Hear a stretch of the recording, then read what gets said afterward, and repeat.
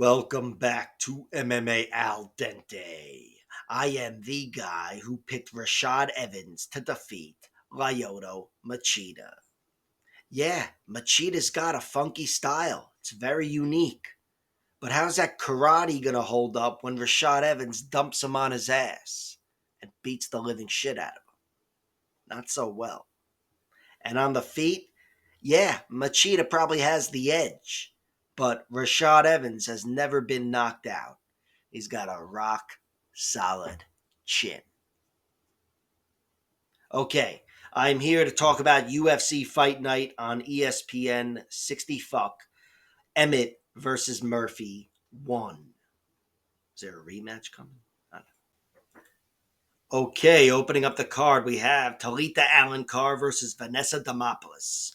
My prediction for this fight is Vanessa Demopoulos wins, and I've got her winning by decision. And the basis for the prediction is she has a height and reach advantage. Wait, what? Yeah, she's got a height and reach advantage, which makes it a pretty unique Vanessa Demopoulos fight. But I do think this is a great fight to have those advantages because I also think she's got a technical advantage on the feet.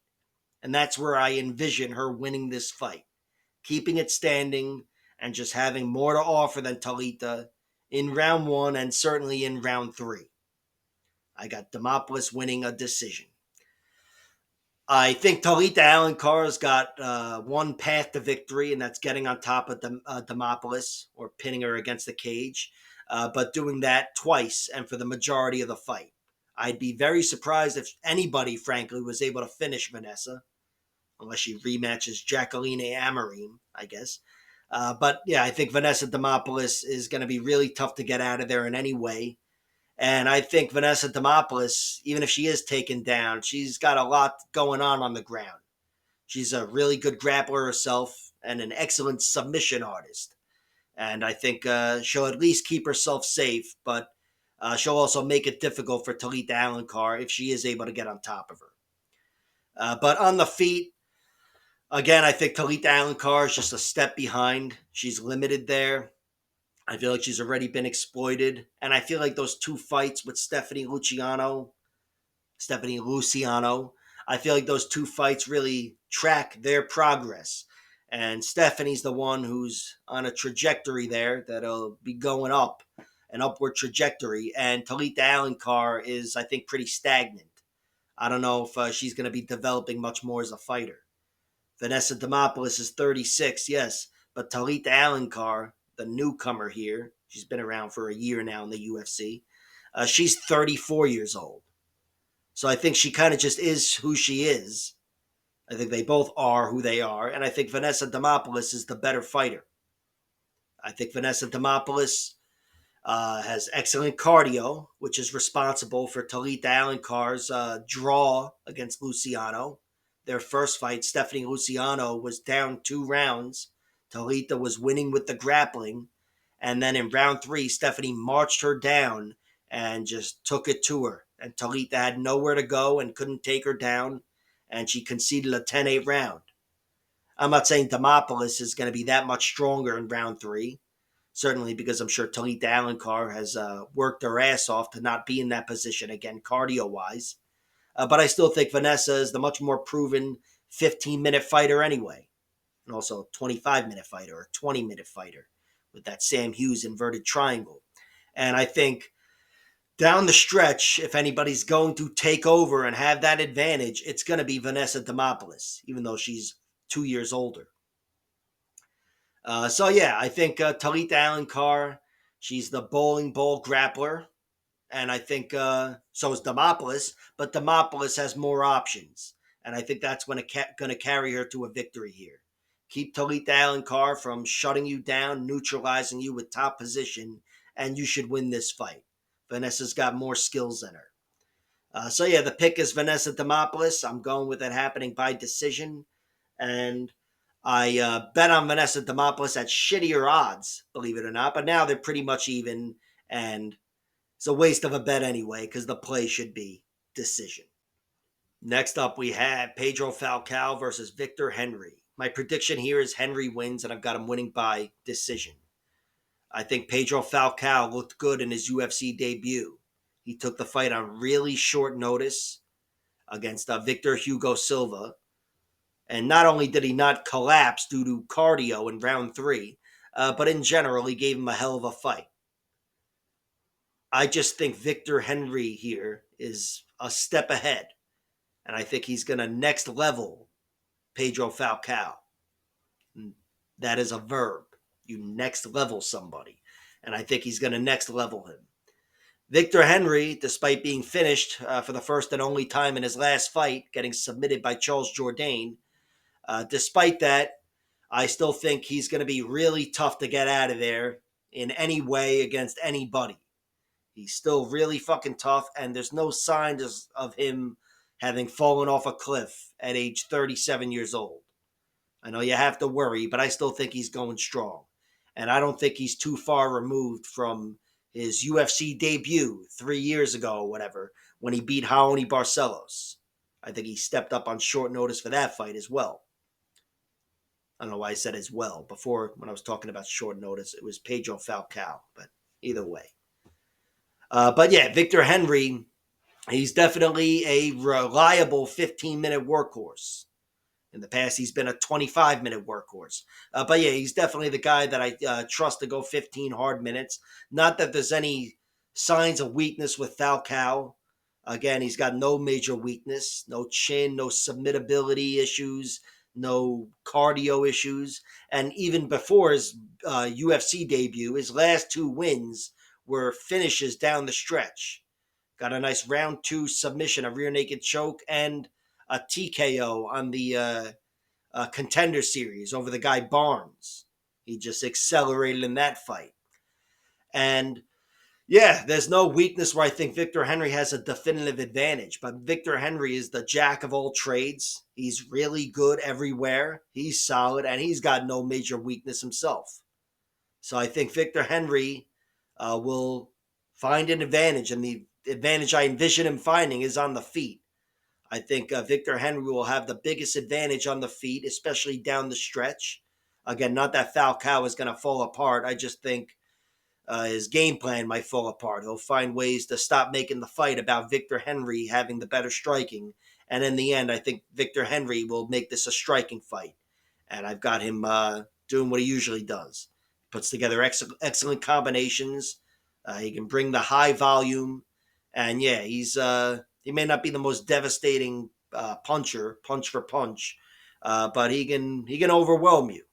And I think Victor Henry, I don't envision him getting a finish, but I envision him outworking Pedro Falcao for a decision victory. I think Falcao is going to be trying to make this a more physical fight, more grappling, and there's no telling if he's going to win that battle anyway. And on the feet, I think Victor Henry, while he may not get the finish, and Pedro Falcao is dangerous himself, I still think Victor Henry will outpoint him. Rack up the numbers and start putting together the better strikes in the second half of the fight. Henry by decision is the pick. Next up, we have Loma Lookboonmee versus Istela Nunes. My prediction here is Loma Lookboonmee wins, and I've got her winning by decision. And I might look for some way to cover that with a bet, but the odds are going to be pretty shitty, I think, because Loma Lookboonmee is a 6-1 favorite. And that also means the long shot odds of her winning by round 2 and 3 finish will probably be offset by that shitty money line. So there's that.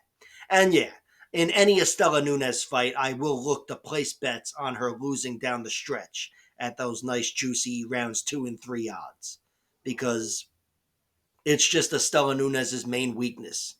Since she turned a corner and hit this UFC level, she's had reliably shitty cardio. And by UFC level, I do mean including her loss in ONE FC to Angela Lee. And she also kind of lost to Mei Yamaguchi, in my opinion. But that's beside the point. I do think cardio is a definitive weakness of hers. And I do think in most matchups, it's worth going after those props. Loma's not such a potent finisher to begin with. And again, she's a 6-1 favorite. So maybe not in this case. But the prediction is still that Loma Lookboonmee wins this fight and looks better down the stretch, whether it's by finish or decision. I think Loma will be technically superior to Istela Nunes. I think she's got to watch out for one dangerous round one, where Istela can bring the danger and the ferocity and maybe make this a physical fight, try to get in her face and get her to the ground. But I don't think Istela Nunes is going to have much more than one round of offense in her. And on the feet, I think Loma is going to be too much for Istela.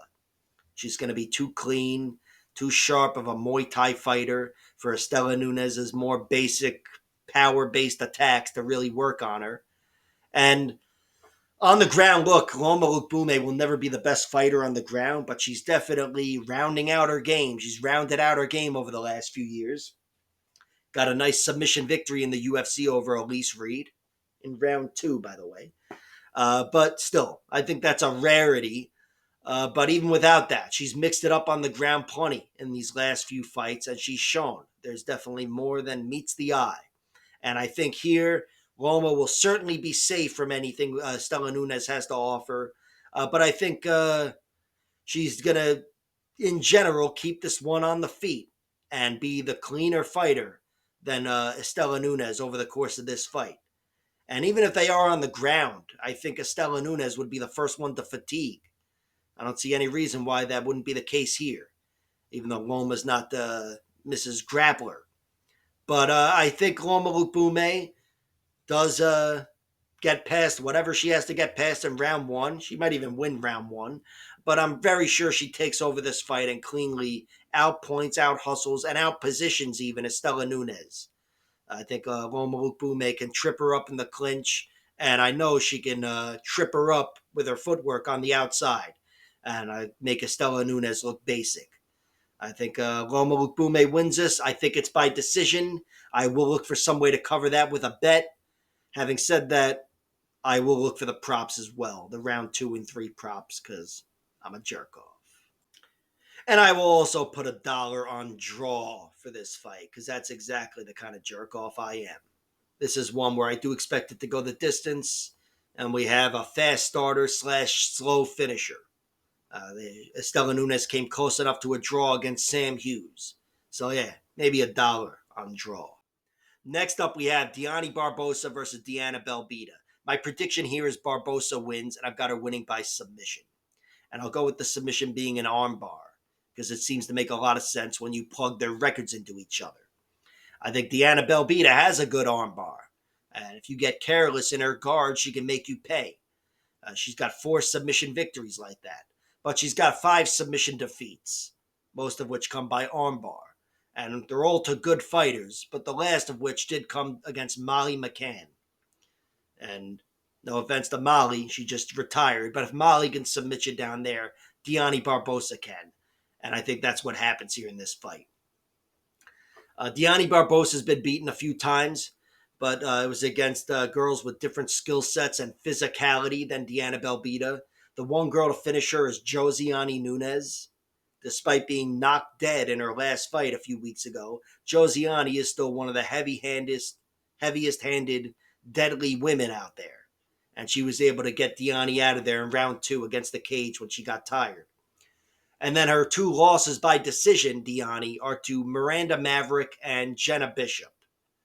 Jenna Bishop is a really, really good grappler and just was a tough matchup for Dione, even though Dione still gave her hell and really made that a fun fight on the feet and on the ground. She survived some horrible spots and gave her hell. And against Miranda Maverick in her last fight, Miranda Maverick is fucking ridiculously strong and a really solid, well-rounded girl and a good grappler. And I don't think Diana Belbita can duplicate any of that success. She is lacking the physicality, which is the foundation for that whole victory. I think Dione Barbosa's the stronger girl here. And I envision her getting the better of that, getting the better of the physical fight. But regardless, even if she gets taken down by Diana Belbita, I think that would only serve to expedite the armbar. I think Dione Barbosa will still submit her. So I think in general, this is going to be a tough matchup for Belbita. And I wish the odds didn't reflect that, but they do. The odds aren't available here on DraftKings, but you can find them on bestfightodds.com.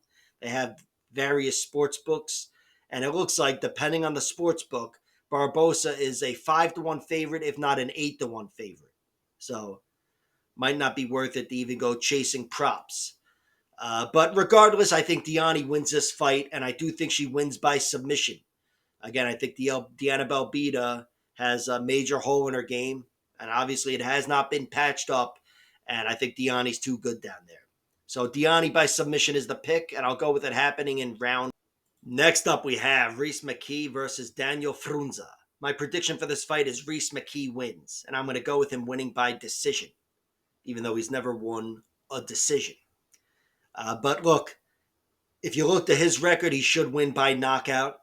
And if you look at Frunza's record, Frunza should lose by submission. So anything's possible here, but I do think Rhys McKee should win this fight.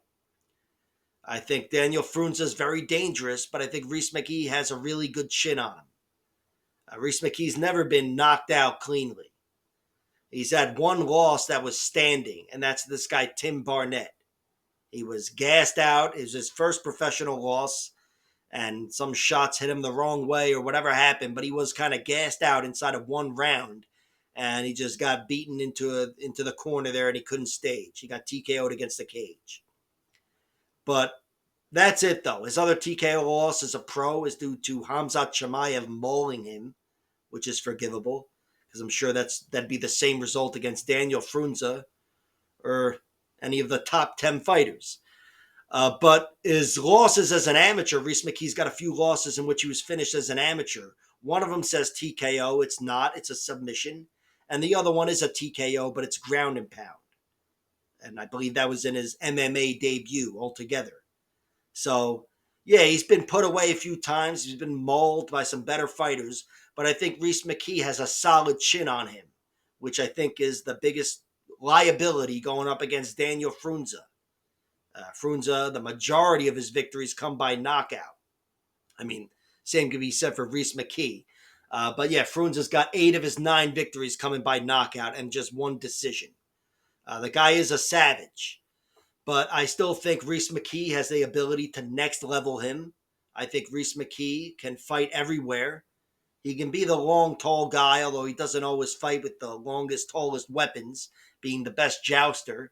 But I think even in tight, Rhys McKee, we've seen him have a grimy fight with Chidi Nzechukwu in his last fight. Chidi Nzechukwu, who just won in the co-main event of a UFC card last week or 2 weeks ago or whatever.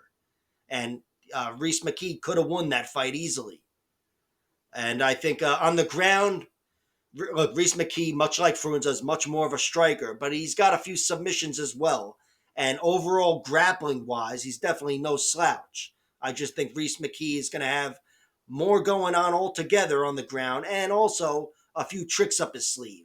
Maybe he can lace up a guillotine choke or whatever. Again, Frunza's only been beaten twice, and they're both by submission. So I think Rhys McKee, this is going to be his chance to shine. He's fighting a UFC newcomer. Not to say Daniel Frunza isn't great, but he's not proven to be. And while Rhys McKee isn't either, and he's been given 4 chances to win inside the octagon, I think he's going to stand tall here. He's already kind of doing that. But yeah, I've got Rhys McKee winning. Daniel Frunza, he does have a record of 9-2. He was submitted twice. This guy, Gary Bellato Jr., got him with a rear naked choke. And Gary dropped him before that, I believe. And he was submitted in his debut, which, whatever. But that was also a rear naked choke. That was in round 2. But yeah, he had a great win on the Contender Series in his last fight. He beat Vadim Kutsui. I don't know. I don't know how to fucking say it. But either way, that guy was doing well, and Frunza was just marching him down the whole fight. He got clipped with some big shots early. He got dropped, even though I didn't think he was too badly hurt. But he was technically dropped in the fight. And yeah, the guy was just getting the better of him slightly early on. But then in round 2, the pressure and the pace and the horse shit caught up with him. And Daniel Frunza was the last man standing. And he ended up taking the guy out in round 2. It was a great win for Frunza, who I believe was an underdog there. And yeah, he's got a very dangerous record. Now he's got 8 knockouts in his 9 wins. Before that, he got a nice victory in round 3. Not over the best fighter, but still it was good for him to get a nice deadly round 3 finish with a 1 second left in the round. He's gotten some finishes down the stretch scattered throughout his career, but as is the case with most UFC newcomers, most of them come in round 1, as did his brutal knockout over Jalen Fuller in the LFA, the fight before that. And that was about 2 years ago. So yeah, the guy is very dangerous. He's got that proven danger, and it passed the Dana White's Contender Series test. But I think Reese McKee is going to have a little more to offer. I think he's going to be more durable, in better shape than the guy Vadim that he beat on the Contender Series, and again, more well-rounded than meets the eye. Reese McKee, and with Reese McKee's danger, if he should catch Daniel Frunza, clip him with a nice shot, maybe he'll have a submission up his sleeve, and maybe he's looking to hit it, having looked at his record. But regardless, I'm taking Reese McKee to win. I think his height and reach can give Daniel Frunza fits. And I think Daniel Frunza doesn't have the skill set to change things up. I think he's going to be caught in that march him down zombie type of fight. And I got Reese McKee winning, either going through him or taming him over the course of 15 minutes. Up next, we have Daniel Santos versus Davy Grant. My prediction for this fight is Davy Grant wins, and I'm going to go with him winning by decision. And the basis for the prediction is I'm a huge Davy Grant fan, so you can go fuck yourself. Unless you're also rooting for Davy Grant, in which case, come on in. But anyway, yeah, I'm going with Davy Grant. I do think he is still going strong at 38 years old or whatever he's at. He's got a reliable 15 minutes of cardio in him for sure. And he's still got a rock-solid chin, which he's going to need in this matchup in particular. Davy Grant's been knocked down a few times, but never too badly hurt. And even with those knockdowns, I never thought he was too badly hurt. And I think he's still going strong. His chin is going to stand up to the danger of Daniel Santos.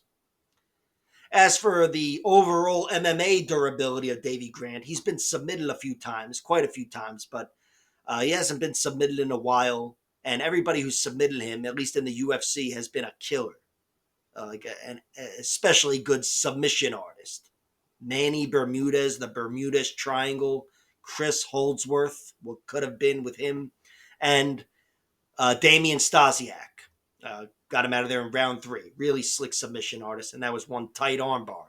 But yeah, Davy Grant, he's been tapped a few times, but I think he's really tough to tap nowadays, and I think he's really dangerous himself in that regard, where if you ask me, the first submission in this matchup goes to Davy Grant, even though I've never seen Daniel Santos get submitted. But yeah, my point is I think Davy Grant is still going strong. He's earned my faith, and I don't see any reason to get rid of that faith. Because, yeah, he still looks solid in victory and defeat. Daniel Santos, he's got a record of 12-2. He's now 2-1 in the UFC. And his first fight in the UFC was a loss to Julio Arce, where he was kind of tamed on the feet. Julio really just let that wild shit run its course and then just got the better of him. Was a soundly better striker with the fundamentals, and Daniel Santos was a step behind. But after that, he had a tough fight with John Castaneda, where Castaneda had him badly hurt, and then Santos rallied back and took Castaneda out of there in round 2. It was a fucking really fun, dangerous fight, and a great example of a lot of traits that Daniel Santos has. Durability, perhaps, well, for sure, but also the grit to get it done in round 2. And then he beat Johnny Munoz Jr. by decision. That wasn't the most dominant or emphatic performance, but Johnny Munoz Jr. is, I think, a tough fight to deal with, a tough fighter to deal with, and Daniel Santos still cleanly passed that test, but won a decision there with a point deduction. But yeah, I think Daniel Santos is going to have trouble on the feet with Davy Grant. Santos might be very dangerous there, but Grant is really tough, and Grant can frustrate a lot of fighters on the feet. I don't know if he'll do it as cleanly as Julio Arce, but Grant is really frustrating with his unique striking style. He throws together good combinations at weird angles, and he's got some deceptive pop in his punches too. Grant doesn't have too many knockouts, but what few he has, the majority of them are in the UFC. Martin Bravo, and he knocked Jonathan Martinez out. Beautiful left hand to the body and then a right hook. And I think Davy Grant, at the very least, will be giving fits to Daniel Santos with the small moments. And I think he could make the points battle very difficult for Santos. And of course, with the chin and the knockout power and that whole game, Davy Grant is very much in that. I can't say I'd pick him to get the first knockout here, but yeah, it's a toss up there as for whose danger is going to go through whose chin or body. But I think this one does go the distance, and I think Davy Grant finds more way to score points. Daniel Santos can mix it up as well, but I think Davy Grant is better than him on the ground. Better doesn't mean you win the points battle, though. It just means you would get the first submission. So top position could rule the day there with the ground game. And on the feet, look, Daniel Santos has a lot going on, but Davy Grant is a unique striker. And I think he's going to really frustrate Santos and win the small moments there. And of course, should there be any big moments, like I said, even at 39 years old, 38 years old, it's 50-50 for whose chin is going down. So Davy Grant is the pick. I've got him winning by decision, and I've already bet on him. So next up, we have Luis Gurule versus Buday Osborne. My prediction here is Buday Osborne wins. I'm going to go with him winning by decision, but I'd love to see him hit a submission or something. But yeah, in general, I'm going with Buday to win this fight. I think Buday Osborne is in a good position to next level Luis Gurule. I think Buday Osborne has skills in every direction. And I think, of course, his record is a lot shittier, only because he's been fighting better competition in the UFC. Gurule's got a very pretty record of 10-0, but not the deepest resume. His best win is probably his last fight over Nick Piccinini on the Contender Series. He's also beaten some solid journeymen in Fury FC, but he doesn't have that signature win yet, like Buday Osborne does with the win over Charles Johnson. And I think Buday can give him fits, certainly on the ground. I think Buday Osborne's the much better submission grappler. And on the feet, I think Buday Osborne gives him problems as well. Luis Gurule is going to bring that steady pressure, and he's going to be looking to crack his face. Luis Gurule wants to swing hands, but I do think Buday Osborne is the more refined striker as well. I think Buday Osborne can fight well on the back foot. He can chop his legs. I mean, I have to look to that Charles Johnson fight. He fought really well there. And with the hands, Buday Osborne is not lacking in power. He's got some good firepower himself. The thing is, he's a little more vulnerable. Yeah, he's been beaten by better competition, sure, but he's been finished by better competition, and it makes you wonder. He's been knocked out twice. Both knockouts are against fucking monsters. Manel Kopp and Tyson Nam, two of the hardest hitters ever in the lower weights. So there's no shame in getting knocked out by those two guys. But it still did happen twice. And he was submitted a few times as well. Jafel Filio got him out of there last year. Asu Amabayev got him out of there the year before. And in his first loss to the UFC, he was tapped out by Brian Kelleher. And some other asshole got him in a knee bar. But let's not harp on that. But despite all of that, and despite Gurule getting a nice arm triangle choke in round 4 in his victory before the Contender Series fight, I still think Buday is a lot better than Gurule on the ground and would certainly get the first submission in this fight. Buday's slick. He's comfortable off his back, too. And Gurule, that one submission, it wasn't over a great fighter. And even though it wasn't round 4, which is extra nice, it still wasn't the most technical submission anyway. He actually locked it up standing, Gurule, which was a nice look. But then on the ground, he kind of just fucking smothered him a little bit. Not saying he doesn't know what he's doing. I'm just saying if he was really a beast on the ground, I think some more submission victories would have hit the surface by now instead of that one. So yeah, I think Buday's got his number on the ground, and on the feet, Gurule is going to be looking to bring that pressure and get in and wear him down with that pressure and beat him up. But I think Buday's going to be tough to catch in the first place. He moves really well. He's got enough firepower to fight him off too.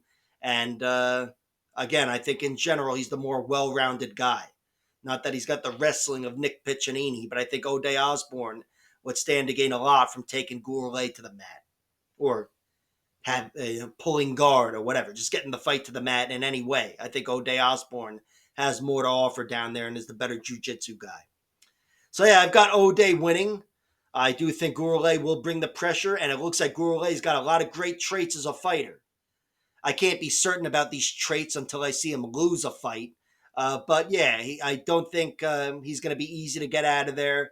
And I think in most fights, Luis Gurule will be the one taking over down the stretch. So maybe I'll put a penny on him winning by round 3 TKO or something.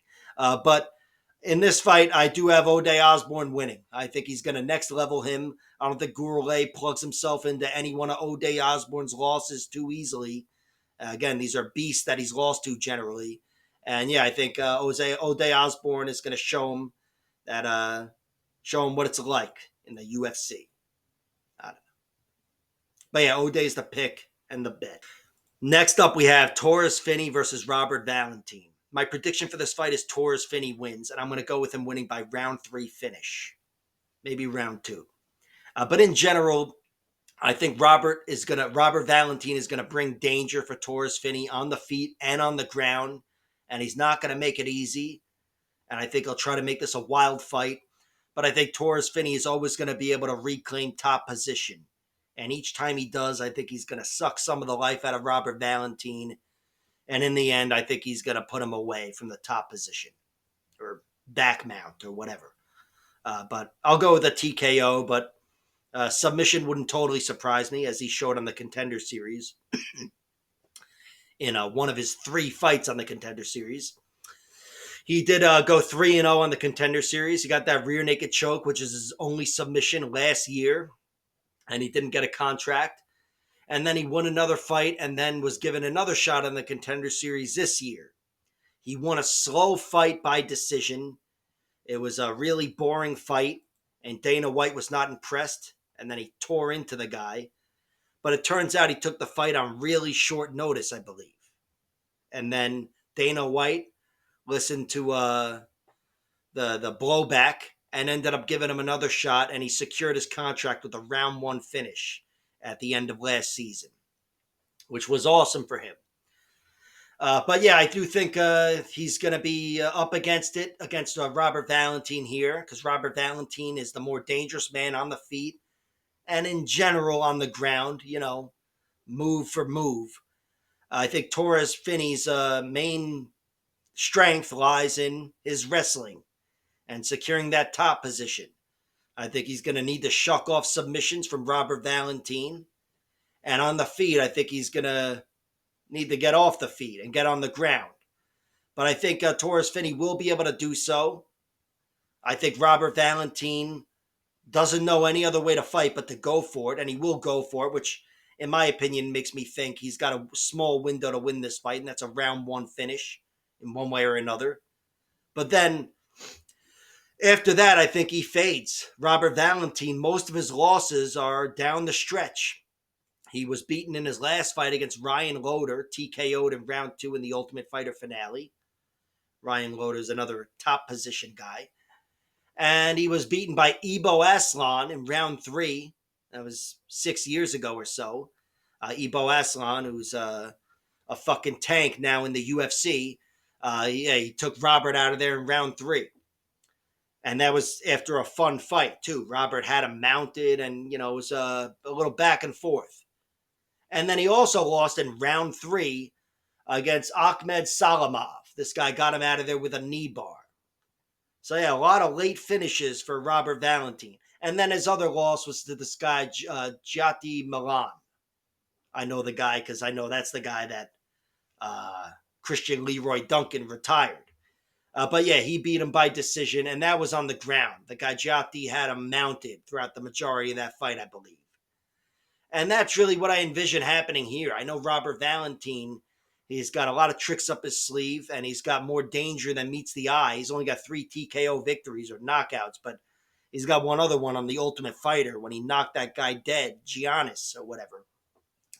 And of course, his submission skills, most of his wins come by submission. And we saw it against Ryan Loader when Ryan took control early, but Robert Valentin just I forget how he got on top, but he had him. It looked like dead to rights. He ended up taking his back in a scramble, putting Ryan Loader in a rear naked choke, and I thought he had him. Loader really had to fight that one, but he did fight it. He did take over, reclaim top position, and Robert Valentin ended up collapsing in round 2.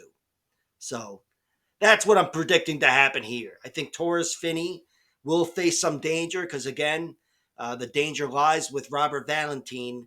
But I know Taurus Finney can go 15 hard minutes. I know he's not going to slow down. And I'm counting on him to be the guy to get top position. I think he'll be able to take Robert Valentin to the ground.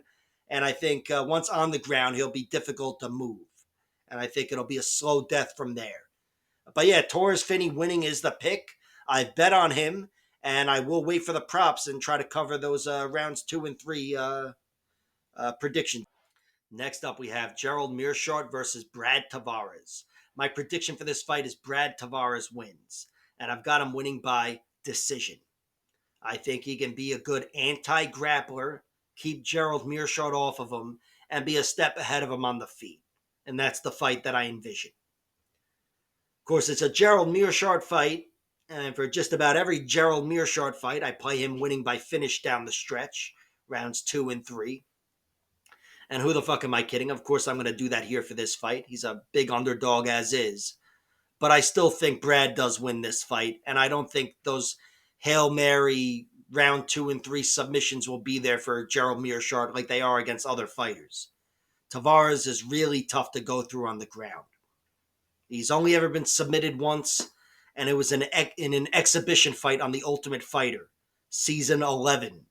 That was the Tito and Chuck season, way back in 1990 fuck.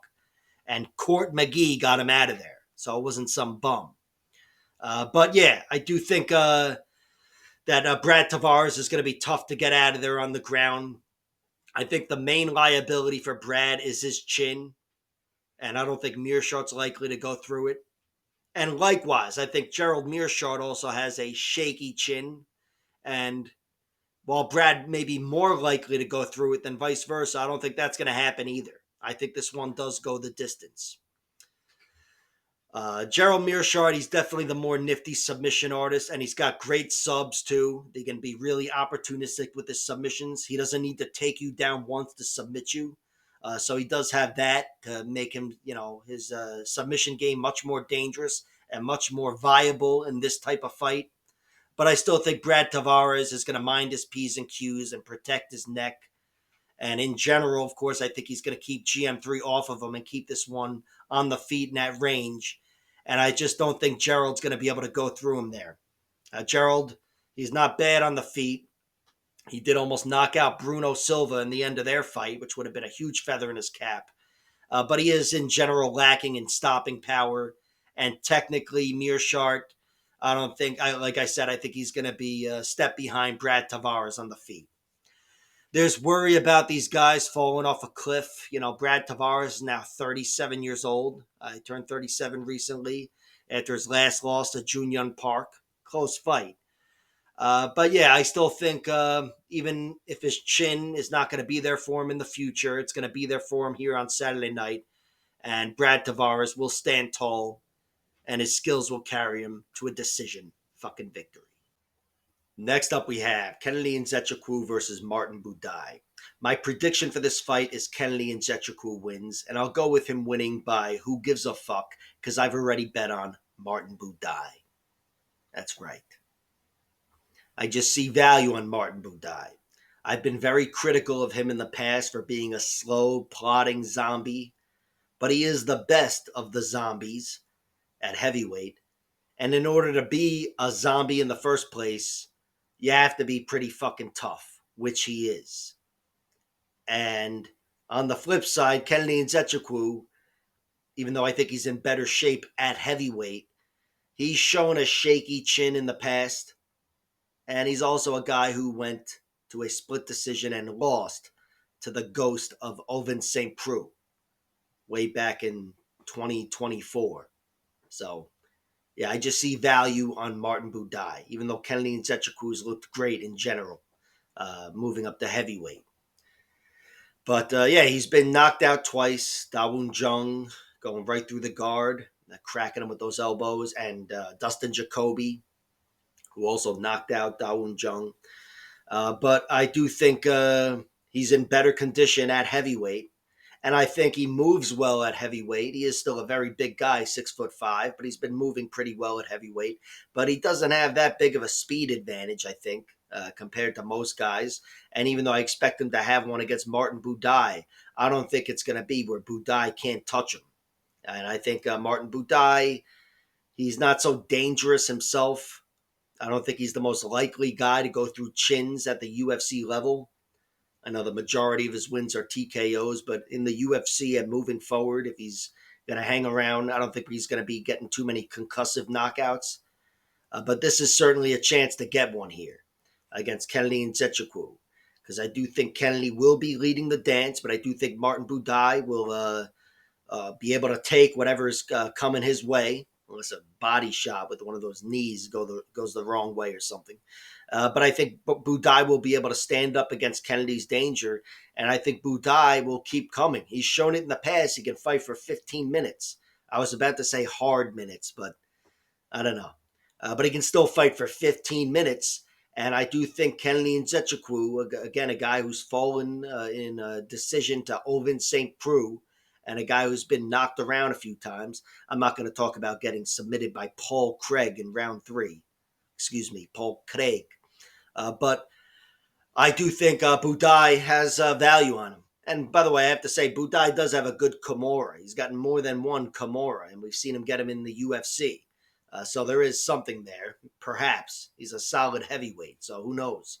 But I do think Buday on the feet, playing the slower, more plodding zombie, who's a half a step behind in the points battle, is still in the realm of winning this fight, and in the realm enough for me to have bet on him at plus 260, and not just a sprinkle or whatever, or put him in a parlay. I put a small bet on him. I do think he's definitely got some value on him as a decent underdog like that. So yeah, Kennedy Nzechukwu is the pick. I will take him winning by decision, contested mostly on the feet, with Kennedy being the faster man and all that horse shit that undoes everything I just said. Yeah, that's the official prediction. But the bet is going the exact opposite way. Because again, I'm a fucking idiot. Next up, we have Cortavious Romious versus Chang Ho Lee. My prediction here is Chang Ho Lee wins, and I'm going to go with him winning by decision. I think this is going to be a close, fun fight, but I think Chang Ho Lee kind of takes over down the stretch after a wild battle. I think Cortavious Romious in round 1 is certainly very dangerous when he's firing on all cylinders. The guy just on an athletic level alone, he's a problem. He can beat you to the punch, and especially being 5'4", he can get in on your hips and take you down. And if he does win by submission, I'd imagine it being in round 1. But if he doesn't get a round 1 finish, I think Chang Ho Lee or most other UFC level fighters are going to be able to outlast him just with leverage and size and the rest of it. And Chang Ho Lee is a well-rounded guy. He's got 1 submission win, so maybe his record wouldn't show it, but I think he's better than his record shows. He's gotten some nice ground and pound finishes, and he's shown in his in the fights I've seen, including against Long Zhao, that yeah, he knows how to fight on the ground. And I do think he's going to be able to outlast Cortavious Romious. Maybe not start advancing on him and getting positions, but maybe stuffing his guard and just in general getting the better down the stretch. And on the feet, of course, I think Chang Ho Lee will have the advantage down the stretch. Punch for punch, Romious may hit harder, but once the athleticism wears off, I think Chang Ho Lee would get the better of him, whether it's at range or even roughing him up in the clinch, which is what I think would be more likely, because I think Cortavious Romious is always going to be trying to make this a more physical battle, in tight with the takedowns. But yeah, I'm going with Chang Ho Lee. He's got 1 loss, and it's a decision, and it was a really close fight. He definitely showed he can fight hard for 15 minutes in defeat. And I mean, the same could be said about his victory over Long Zhao to win the Road to UFC tournament. That was his UFC debut. He won it, but could have gone either way, and it was a hell of a battle, really grueling fight. And I think, the guy handled himself well, and I expect him to handle himself well here against Romious. Romious, he's got 3 losses. One of them is by knockout, 2 are by decision. He lost in his UFC debut to Gaston Bolanos, and he lost his first loss there 5 years ago to Jornel Lugo, who was a good fighter in Bellator. And both those fights were close enough, but he did lose the positional battle. And in general, I thought he faded a little bit. And I think his size was a big part of both losses. And his other loss was a knockout loss to Ramon Tavares, where he got caught cold on the Contender Series in 30 seconds and got knocked out. He moves really well, and in general, I think he's the better man in round 1 in most fights, but he got caught cold. So it happened once, it can happen again. I'm not picking Chang Ho Lee to catch him cold. I'm picking Chang Ho Lee to perhaps be a half step behind early on, but to survive any dicey moments and get back to his feet and make this a grueling fight, tire each other out in the clinch, and in general find a way to outlast Cortavius Romious. These guys have a razor thin odds, and I have not bet on Chang Ho Lee because I really think it'll be a close fight. But this is one of the later fights in the card. So if I lose enough money, drink enough beers, anything's possible. And in the co-main event of the evening, we have Joanderson Brito versus Pat Sabatini.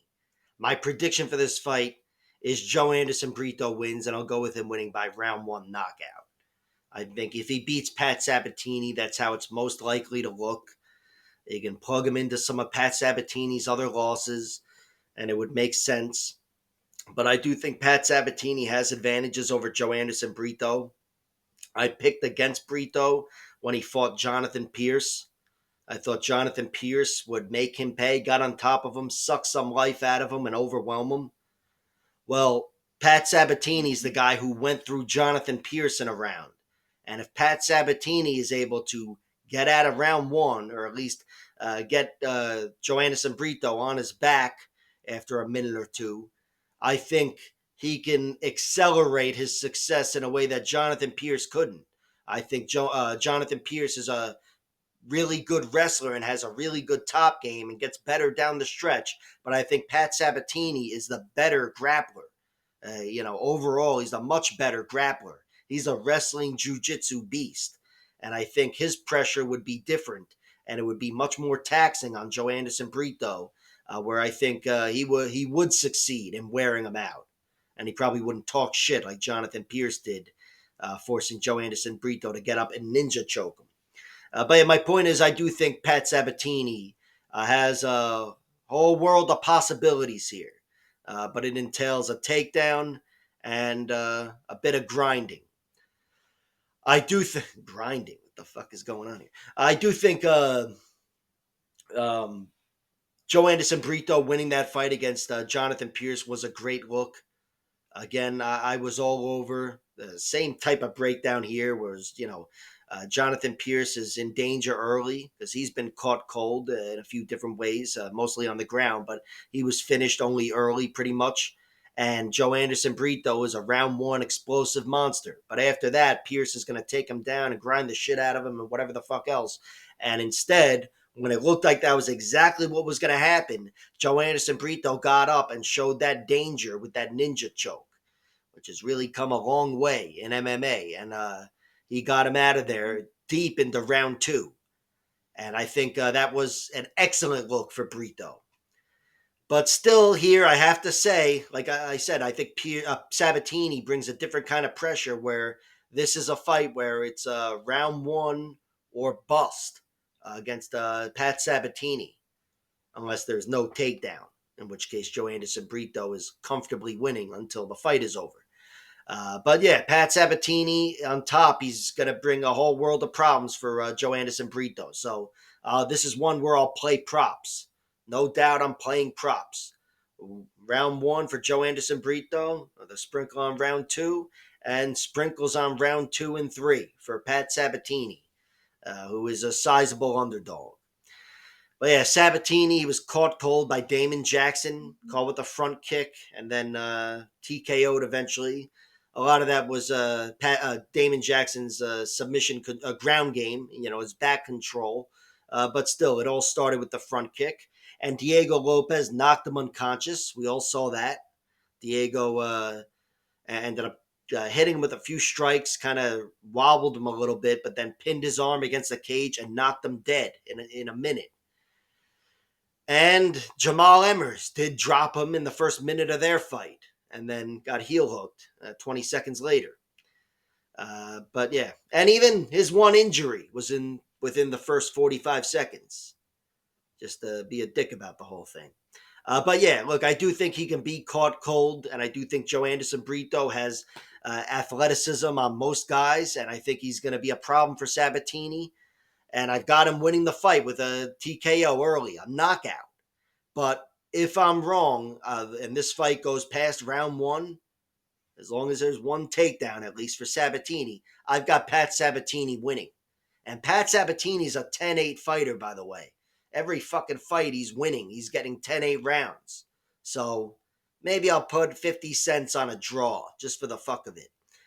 But yeah, I think I don't know why I would do that, but I'll probably do that. Just because he is such a dominant fighter. When he's winning rounds, they're likely to be 10-8s. So yeah, I'll go with Joe Anderson Brito. I haven't played him yet, but I will play his props because I think I'd be very surprised if he won by any way other than knockout and knockout early. And I will play props for Pat Sabatini winning late. Pat Sabatini, he's a guy who accelerates and dominates on the ground. Typically a really strong round 2 for Pat Sabatini. And I do think if he gets out of round 1 and he's able to get him down, he's the favorite to win. So, yeah, I'm going to waste some money on fucking props. And in the main event of the evening, we have Lerone Murphy versus Josh Emmett. My prediction for this fight is Josh Emmett wins, and I've got him winning by decision. Although a knockout wouldn't surprise me if Josh Emmett was the win, because he hits harder than anybody on the planet. But I still think he'll use his power to win a decision here. I think his power will be a huge part of the decision, I'll say. I think he's got that power where he can get Lerone Murphy backing up in the first place. I think he can bring down his volume. And, of course, I think he can land the best shots of the fight. And I've got Josh Emmett being tough enough to survive Lerone Murphy in the first place, and then in general getting the better of this fight on the feet for 25 minutes. Seems like a pretty tall order for a 40-year-old, and it is. He's now 40. But certainly his power hasn't gone after we saw what he did to Bryce Mitchell. Knocked him fucking silly, literally. And he also went 25 minutes in defeat against Ilia Topuria, which is a really fucking tall order. He got the shit kicked out of him, and he did not stop fighting. And looked like the toughest man on earth that night, going 25 minutes like that. So, I mean, I don't want to see him lose another fight like that, because it probably took a few years off his life. But I still think he's tough enough to stand up to Lerone Murphy's danger. And I don't know if anybody's really tough enough to take Josh Emmett's danger. So I think Lerone Murphy will find himself trying not to stand up to Josh Emmett's danger, and that'll be the story of the fight. Josh Emmett's also a fucking little ball of muscle. He's a tough guy to go through on the ground. Of course, I have to mention he was finished by Yair Rodriguez with a triangle choke and some rough elbows in that spot, but it's the triangle that got him, and it was cinched up tight. He did get caught there, but Yair is special and very dynamic, and I don't think that's a path to victory here for Lerone Murphy or for too many other featherweights against Josh Emmett. Maybe Ortega and Diego Lopez could get him with that. And his one knockout loss comes against Jeremy Stevens, little heathen, who's back in the fucking UFC sometime in May. But he smashed his face in, literally. Just broke his face with a nasty elbow. Josh Emmett was fucked up. That was a horrible knockout loss. But That's the only time it's ever happened. And whereas I probably would have retired, maybe fucking killed myself or something, he came back. He's been fighting ever since, and no one's been able to do that since. You could say he's been hurt here and there, certainly in his losses against Ilya and Yair, but he still looks tough as ever now at 40 years old. So yeah, I'm going with Josh Emmett here. I think Lerone Murphy is not going to be able to back him up. He's not going to be able to lead the dance like he has against guys like Edson Barbosa. And I think Josh Emmett that's the first step towards victory, bringing that pressure against Lerone. And then from there, it's got to be him not falling into a trap with Lerone Murphy making this a fight at kicking range. I think Josh Emmett still has that spring in his step where he can get in Lerone's face. And of course, he's still got the power where once he does, he'll get him retreating. So yeah, Josh Emmett is the pick. I've got him winning by decision. I've bet on him already, and that's good enough for me. It's not a big bet, and I'm not trying to trim it down with a prop. You know, he's the most powerful guy in the division, probably punch for punch. So I'm not going to go reaching for decision, but I'm going with Josh Emmett, and that's fucking that. So like, share, subscribe, all that horse shit, and check out my other videos.